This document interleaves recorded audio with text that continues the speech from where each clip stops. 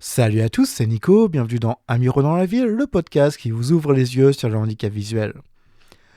Aujourd'hui, on va parler de livres, de lecture, et surtout en fait de livres audio. C'est vraiment le thème principal, on va se concentrer que sur cette partie des livres.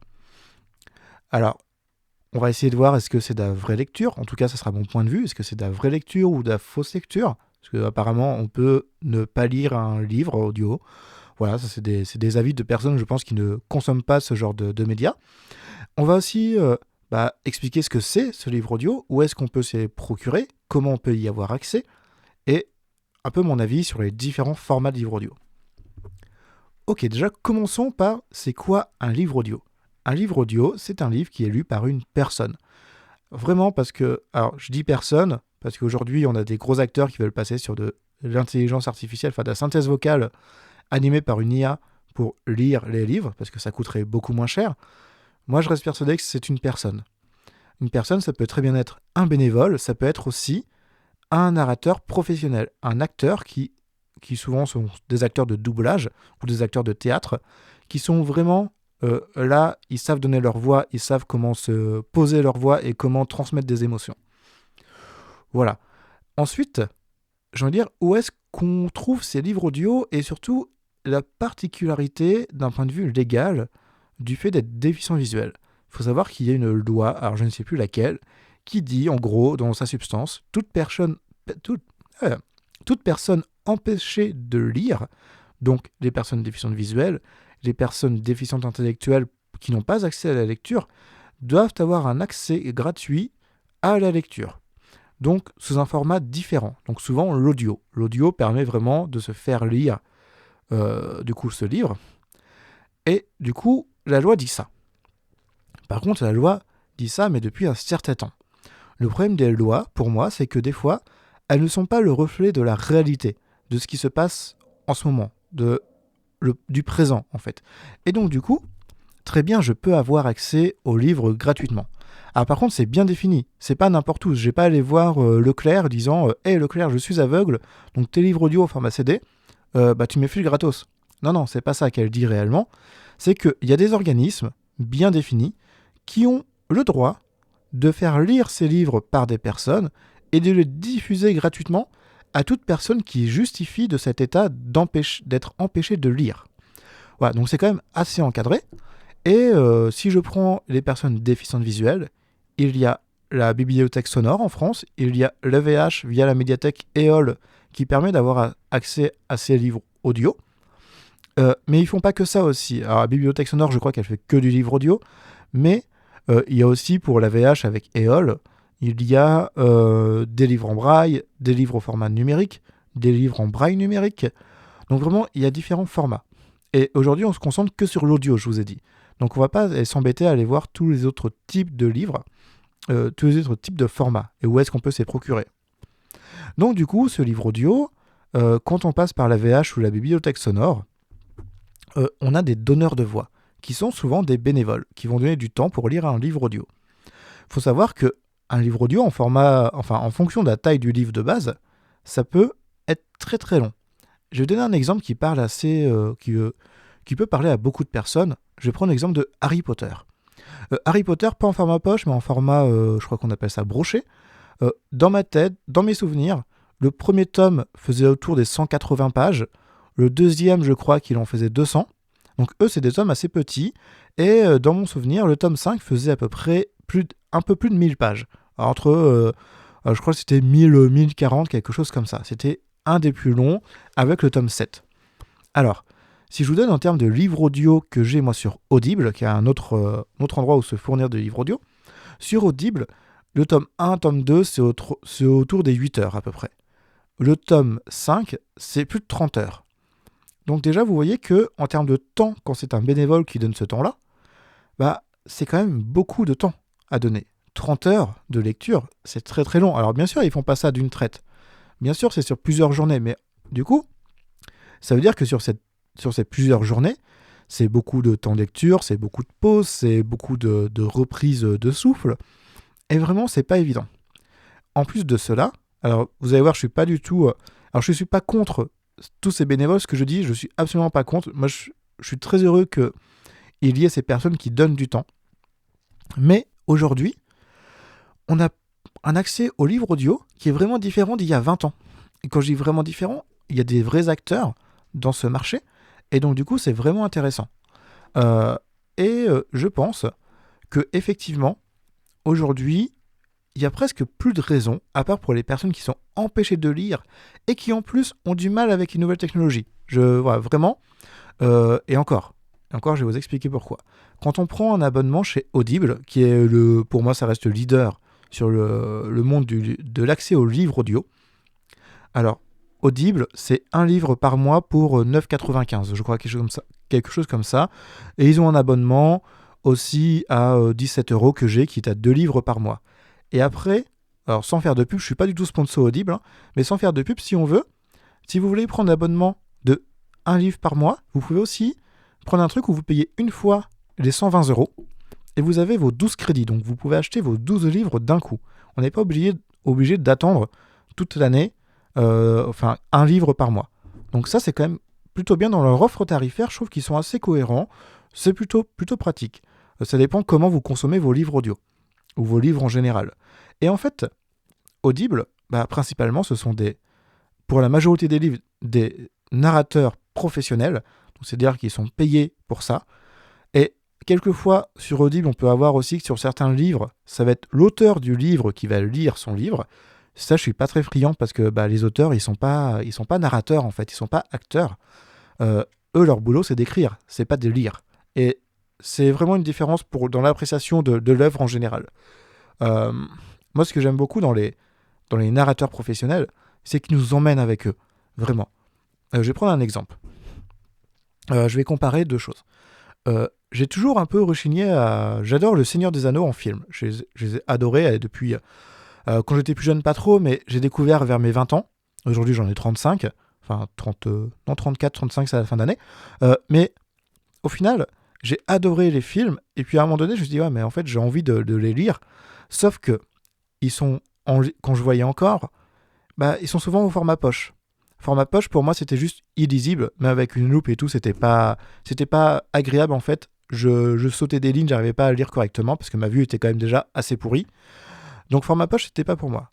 En livre audio, c'était pas encore ça en 2010-2012. Les livres audio, c'était pas ouf en vrai. Il n'y avait pas une offre démentielle. Et donc du coup, l'accès à la lecture, pas top. Sachant que j'étais typiquement pas forcément dit comme empêché de lire, mais j'aurais très bien pu, si j'avais su que ça existait à l'époque, j'aurais pu avoir accès aux livres au niveau de l'AVH. Vu que j'étais déjà très malvoyant, ça aurait pu le faire. Donc en fait, quand je suis devenu aveugle, j'utilisais un service qui s'appelle VoxyWeb. Un jour, j'en parlerai plus largement. Et VoxyWeb me permet un accès facilité à la médiathèque de l'AVH. Donc ok, je cherche Le Seigneur des Anneaux, chercher en gros à m'occuper dans ma journée. Premier tome, très bien. Deuxième tome, ça change de narrateur. Ok, ça passe encore. Troisième tome, c'est une petite mamie suisse qui lisait le livre.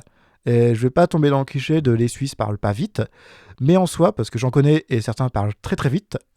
Mais du coup, le problème, c'est qu'elle n'avait pas une voix qui entraînait dans le récit. Et pourtant, le troisième tome, c'est un de mes préférés. J'adore ce tome-là. Mais du coup, vraiment pas top. Et après, chez Audible, c'était il y a quelques années déjà maintenant, il y a eu la retraduction du Seigneur des Anneaux. Donc du coup, voilà, c'est vrai que la communauté d'anneaux est devenue la fraternité de l'anneau. Voilà, personnellement, je préférais l'ancienne traduction, mais en soi, c'est pas grave. Mais par contre, ils ont fait lire les livres par Thierry Janssen, qui est un acteur, qui fait du doublage aussi, et il lit très bien, et il emmène dans l'univers, et vraiment, et j'ai adoré lire les 3 livres avec le même narrateur, et du coup, ça m'a permis d'avoir un accès à cette œuvre beaucoup plus large. Et ça, j'ai adoré. Et en fait, c'est souvent ça qui se passe aussi avec, si je prends Harry Potter, j'ai redécouvert Harry Potter quand j'ai perdu la vue avec les livres audio. Et en fait, sur EOL, pareil, 7 tomes, dans ma tête, je crois qu'il y a au moins 3 ou 4 narrateurs différents. Et effectivement, des fois, c'est compliqué. Vous allez me dire, oui, mais Nicolas, sur Audible, les 4 premiers tomes, c'est Bernard Giraudot, et après, c'est un autre narrateur. Oui, bon, après, Bernard Giraudot, il est décédé entre-temps. C'est comme ça, c'est la vie, ça arrive. Mais effectivement, c'est un accès au livre audio qui est vraiment très différent. Donc, pour ça que moi j'aime beaucoup ce côté audible.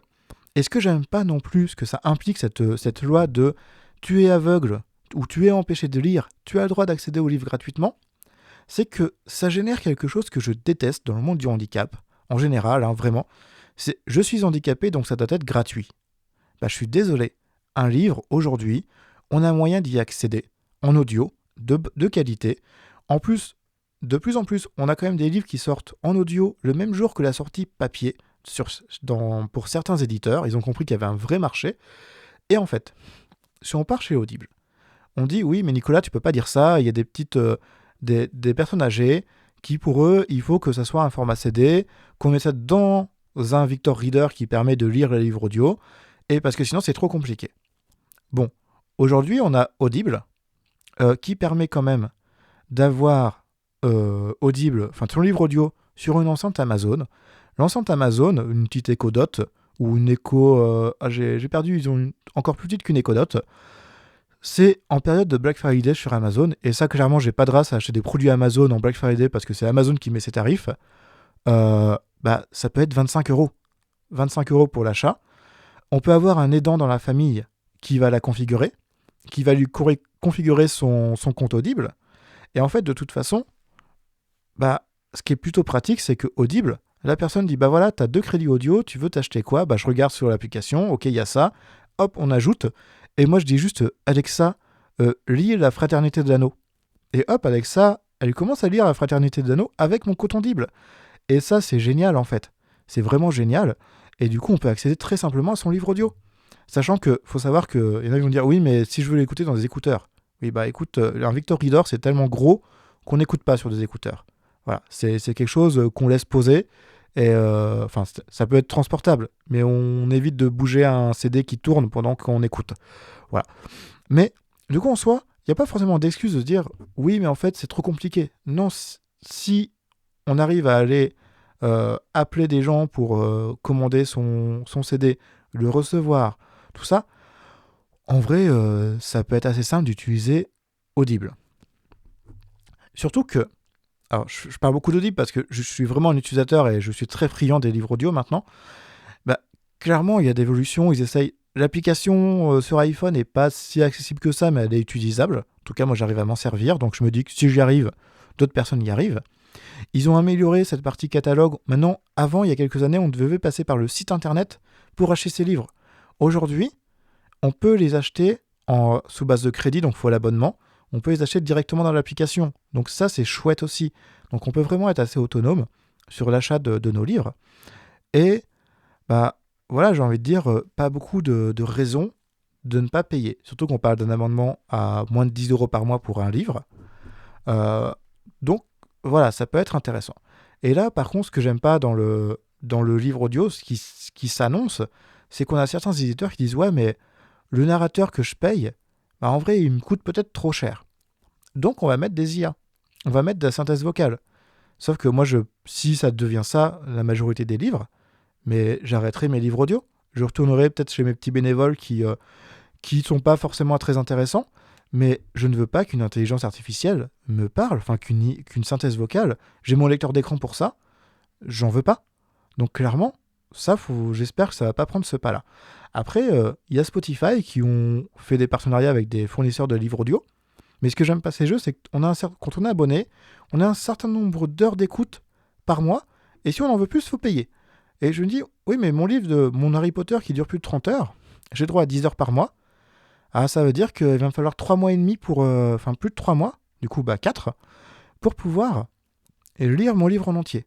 C'est hors de question. Moi, je veux pouvoir lire mon livre quand il me chante. Et si j'ai envie de me faire 35 heures d'écoute dans ma semaine, je me fais 35 heures. Et ça, Audible le permet.